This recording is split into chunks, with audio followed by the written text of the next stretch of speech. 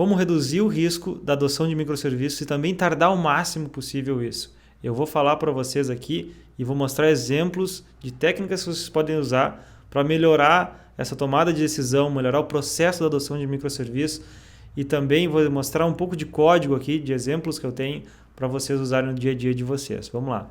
A primeira coisa que a gente tem que revisar é o que é um microserviço e quais são os prós e os contras do microserviço. No microserviço, normalmente a gente quebra parte do negócio, né, em domínios, subdomínios. Né? Quando eu falo domínios, é partes do negócio, vamos pensar assim.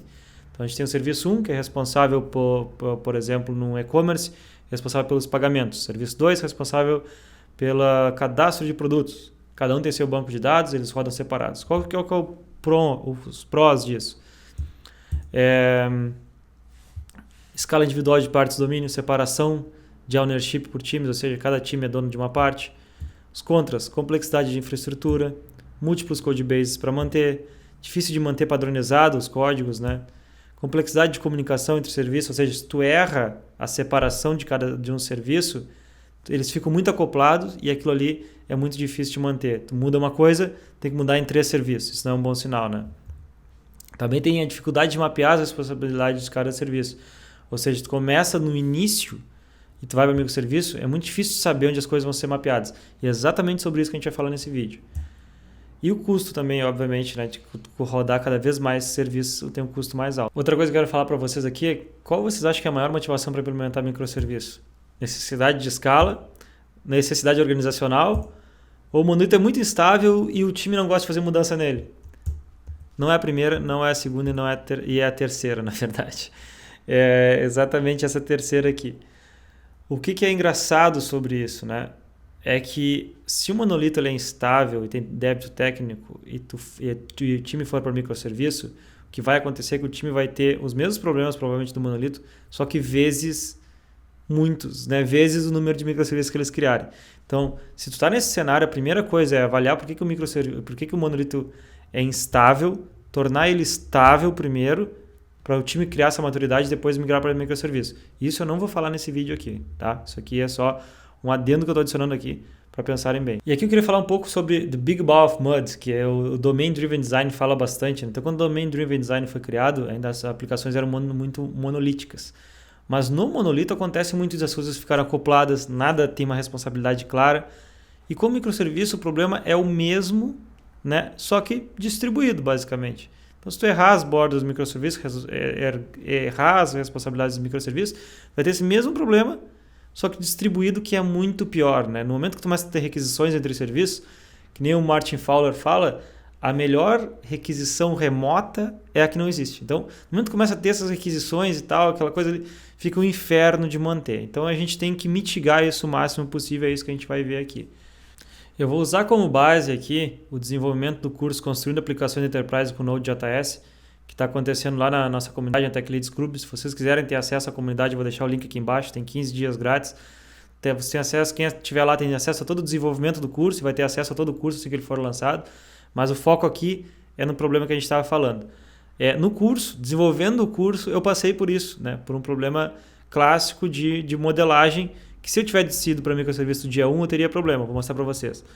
Quando a gente mapeou inicialmente as responsabilidades dos serviços, aqui se vocês forem ver, a gente estava mapeando um serviço de streaming, ou seja, no curso a gente cria um serviço de streaming similar ao Netflix. Então tem a parte de streaming, a parte de administração, onde tu faz o upload dos vídeos, a parte de billing, da cobrança, a parte de identity, autorização e autenticação, e a parte de preferências do usuário, reviews e ratings dos vídeos. Esse aqui foi a modelagem inicial que eu e o William fizemos, né? Então aqui a gente está seguindo muito a ideia do Domain Driven Design estratégico, ou seja, a modelagem do negócio. Não quer dizer que a gente está aplicando tudo no código, mas seguindo a modelagem do negócio. Eu acho muito importante que a gente consiga aplicar coisas do Domain Driven Design, porque ele já passou muito por isso, tem muito conteúdo sobre isso e ajuda muito a entender o negócio. E a gente começou a fazer isso inicialmente e tal, e aí quando eu comecei a aplicar isso, eu vi que não fazia sentido a parte do back-office, por exemplo, ser separada, porque ela ia ser, o back-office ele é uma jornada, digamos assim, né? O administrador, né? Vamos chamar de admin, Ele é uma jornada onde a pessoa vai lá, faz o upload de vídeo e tal, mas ele é muito atrelado a partes do domínio, ou seja, não quer dizer que tem um admin, quer dizer que tu tem uma parte de administração de conteúdo, não quer dizer que tu tenha um admin de usuários, quer dizer que tem a parte de administração de usuários, ou gerenciamento de usuários. Conforme eu fui vendo isso, eu fui refinando a minha visão inicial dos contextos ali, e aí eu criei essa proposta aqui, que é uma proposta um pouco mais refinada, né, de como seria isso. Então a gente tem Content Streaming, que é onde é o core, né, ou seja, a parte de streaming, e a gente tem Content Management, né, que é a parte de gerenciamento de conteúdo. A gente tem a parte Identity, que é a parte de autenticação e autorização, mas a gente tem também a parte de User Management. Essas coisas elas são próximas, né? Elas provavelmente vão compartilhar a mesma infraestrutura, mas vão ter código separado para não ficar tudo junto ali e não ter risco de daqui a pouco, na parte que é administrativa, tu expor, na parte que é de usuário, tu expor uma coisa administrativa. Então, separa nível de código, mas compartilha da mesma infraestrutura porque eles são muito próximos, eles compartilham as mesmas entidades.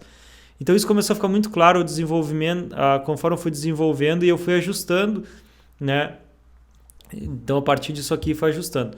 O que é o importante? O que é a grande coisa importante aqui? Se eu tivesse ido do dia 1 para microserviço e tivesse feito o microserviço de admin, esse microserviço ia ficar extremamente acoplado a todo o resto, porque ele ia ter que fazer requisição para o streaming, requisição para o billing, requisição para o identity, e eu desfazer isso seria um custo muito alto. Então provavelmente eu não iria desfazer isso, né?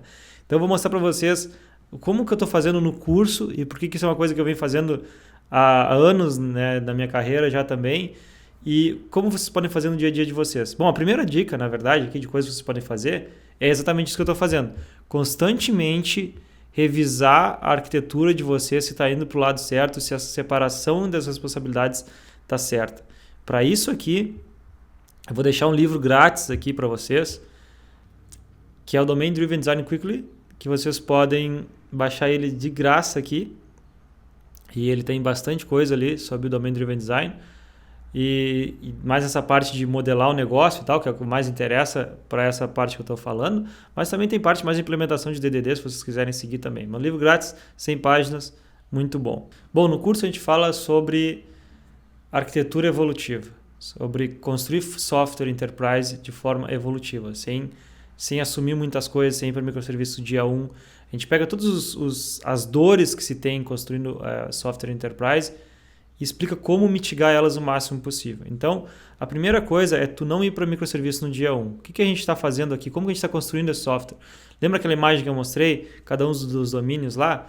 Esses domínios eles viram módulos dentro do nosso sistema aqui. Então, é uma aplicação usando Nest e os módulos eles se mapeiam para coisas do domínio. Então, eu tenho, por exemplo, até no momento a gente tem dois módulos, que é o módulo de Identity, que é a parte de usuário, né? Então, dentro de Identity a gente tem o quê? Parte de autenticação e autorização, que é o módulo de Auth, e o módulo de User Management, que é o módulo de gerenciamento. Os dois compartilham as mesmas tabelas do banco e tal, mas eles são separados, né? Então, dentro deles tem os serviços de cada um deles. Aqui, se for entrar dentro de Auth, tem os serviços de Auth, Authentication Service. User Management tem o serviço que é o User Management Service. Claro que eles vão crescer muito mais. Eles têm algumas coisas compartilhadas aqui, como repositório e tal. A parte de streaming é a mesma coisa. Tem User Streaming, que é o usuário vendo, onde ele vê a coisa, né? Onde ele pode fazer streaming de um vídeo. E Admin Streaming, que é a parte onde o admin vai fazer o upload de vídeos, esse tipo de coisa. Esses nomes eles mudaram um pouco, eu não atualizei aqui ainda. Na verdade é Content, ficou Content Management e Content Streaming, porque a gente também refinou, conforme vai implementando a gente vai refinando, mas a chave é essa, constantemente ajustar. Agora imagina, se eu tivesse começado isso aqui com 2 microserviços, na verdade 3, né? Um de admin, um de identity e um de streaming, eu já teria errado, eu teria que desfazer aqueles microserviços, desfazer aquela infraestrutura, e isso tem um custo alto. O nome disso aqui, que eu estou fazendo, essa arquitetura que eu estou seguindo, é a arquitetura de monolito modular. Eu venho trabalhando com essa arquitetura fazem alguns anos e eu virei um grande fã dessa arquitetura. Mas para essa arquitetura funcionar, a gente tem que entender muito bem do negócio. Na verdade, para microserviço, muito mais, né? Mas é uma arquitetura onde tu começa a tentar modelar cada vez melhor o teu domínio e aplicar isso no código. E porque os módulos eles ficam dentro do mesmo codebase, tu tem essa flexibilidade de ajustar as coisas. Mas não quer dizer que eles estejam no mesmo codebase, que eles são acoplados. Ou seja, esses dois módulos aqui, o de Identity e Streaming, eles não compartilham nenhum relacionamento de tabela nem nada, e eles não falam diretamente entre si. Isso é uma coisa que a gente vai focar bastante no curso, é como que tu faz uma arquitetura que, apesar de ser no mesmo codebase, ela é isolada a nível de módulo e tu pode ir evoluindo a tua aplicação até o nível que tu acha que, beleza, agora eu quero ir para o microserviço. Mas, na verdade, aplicando uma arquitetura modular, tu tem vários benefícios que o microserviço tem, como rodar processos separados, ou seja, eu posso rodar só o módulo de identity separado em um container e rodar só o de streaming no outro, ou seja, tem essa parte que o microserviço te dá. Tu tem também a parte de estar dentro, a coisa de estar dentro do mesmo codebase, ou seja, o estilo do código aqui, o padrão de código é o mesmo. Então, eu vou deixar alguns recursos para vocês para o Monolito Modular aqui embaixo, para vocês estudarem mais. Se vocês quiserem saber mais também do desenvolvimento do curso, entra lá na comunidade, tem 15 dias grátis. Mas eu vou deixar bastante conteúdo para vocês darem mais uma olhada nisso. E agora eu quero mostrar mais uma coisa para vocês aqui. Qual que é o grande problema de errar com microserviço? Por que eu bato tanto na tecla de começar com monolito modular? Porque no dia 1 tu tem isso aqui com microserviço. Tem um serviço, tem API, CI/CD, Setup, Log, Monitoring, Alerting. Tu tem outro microserviço, vezes 2, vezes 3. Ou seja, dia 1 tu tem isso aqui. 3 vezes a complexidade de criar uma aplicação. E tem grande chance de errar as tuas responsabilidades. Pensa em um microserviço, tem esse fator. Aqui é um fator risco, custo e complexidade. Dia 1 tu já sai com muito risco, muita complexidade, né, e muito custo. E isso tende a seguir aumentando. Se tu erra, tu aumenta muito a tua complexidade, né, porque as bordas elas não fazem sentido. As responsabilidades elas não fazem sentido. Quando tu vai para uma arquitetura modular, tu tem muito pouco risco, muito pouca complexidade no início. E claro, vai aumentar ao longo do tempo porque o teu código vai aumentar, mas ele é muito menos. Ou seja, tu tem chance de te ajustar, tu tem chance de adaptar as coisas conforme vai. E é muito mais natural, né? Então, a arquitetura modular tem crescido bastante, né? O Google acabou de publicar um framework lá, o Service Weaver, para rodar Go com monolito modular. Então, é bem interessante e eu tenho usado bastante, eu gosto bastante desse tipo de arquitetura. E só para a gente finalizar, eu vou te explicar também como tu pode evoluir essa arquitetura ao longo do tempo. Então, digamos que na fase 1, tu tem teus módulos dentro do mesmo codebase ali, rodando tudo no mesmo processo. Então, tu faz deploy lá, tudo rodando como monolito, mas já separado por domínios dentro do codebase. Então, tu entra na parte que nem o meu ali, né? Tem a parte identity, a parte de streaming. Mesmo que eles rodem junto, eles já estão separados e prontos para rodar separado. Próxima fase é, digamos que minha parte de streaming tem que escalar mais. Eu mando rodar só aquele módulo em um processo separado, em um container separado. Mesmo assim, eles fazem parte do mesmo codebase. Isso é muito bom, porque tu pode compartilhar bibliotecas, tu pode compartilhar código e tem essa facilidade. Mas agora, digamos que a minha empresa cresceu, né? Tem, sei lá, 500 funcionários, gente em diferente time zone, e eu quero fazer o quê? Botar o serviço 3, né, o módulo 3 a rodar como serviço. Eu tiro ele daquele codebase, boto um repositório separado e mando ele rodar e mantenho os outros módulos naquele codebase. Então me dá essa evolução natural das coisas, né? E além de tudo, né, tu tem mais flexibilidade em como as coisas vão crescer. Então parece ser o processo natural para a gente desenvolver software e ir desacoplando coisas. E aí, só para a gente finalizar aqui, né, uma frase que é stick to boring architecture for as long as possible and spend the majority of your time and resource building something your customers are willing to pay for. Que é basicamente ficar o máximo de tempo possível nessa arquitetura boring, né, e gastar o tempo realmente e recursos em construindo alguma coisa que faça sentido para os clientes, né, que é se começar com microserviços, começar com uma coisa complexa no dia 1, tu vai estar gastando tempo e dinheiro em algo que não entrega valor para ninguém e cria um problema para o time. Então, eu sugiro muito estudarem Domain Driven Design, estudarem monolito modular, arquitetura modular, que é uma coisa que está aparecendo bastante, vai ajudar bastante no dia a dia de vocês. Galera, se vocês gostaram desse vídeo, dá um like aí, comenta como é que vocês estão desenvolvendo software e também fica o convite para a Tech Leads Club, a comunidade está massa demais lá, a gente fala bastante desse tipo de coisa, beleza? Valeu!